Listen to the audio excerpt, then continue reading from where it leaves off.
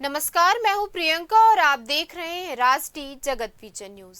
छत्तीसगढ़ में हुए 140 करोड़ रुपए के कस्टम मिलिंग घोटाले में सिर्फ अधिकारियों और कारोबारियों की ही नहीं बल्कि राइस मिलर्स की भी भूमिका सामने आई है। ईडी द्वारा लिखित 1500 पेज की चार्जशीट में इस बात का खुलासा हुआ है कि घोटाले के जरिए राइस मिलर्स ने भी मोटी रकम कमाई की है।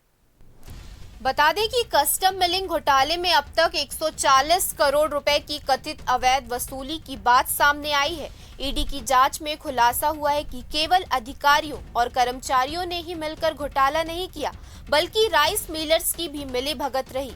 विशेष न्यायालय में दाखिल 1500 पेज की चार्जशीट में इसका विवरण है। इसमें शामिल है रिटायर्ड आईएएस अनिल टुटेजा, शराब कारोबारी Anwar Dhebar, rice miller Roshan Chandrakar, Chhattisgarh state rice millers association के कैलाश गुप्ता और पारसमल चोपड़ा, तत्कालीन राइस मिलर्स प्रबंधक मनोज सोनी, जिला मार्केटिंग अधिकारी पूजा केरकेट्टा।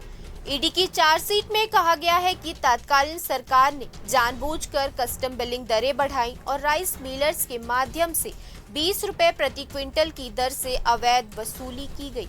जेल में बंद रोशन चंद्राकर ने दुधावा जलाशय स्थित सर्किट हाउस में राइस मिलर्स की मीटिंग कर इस रकम की वसूली की योजना बनाई।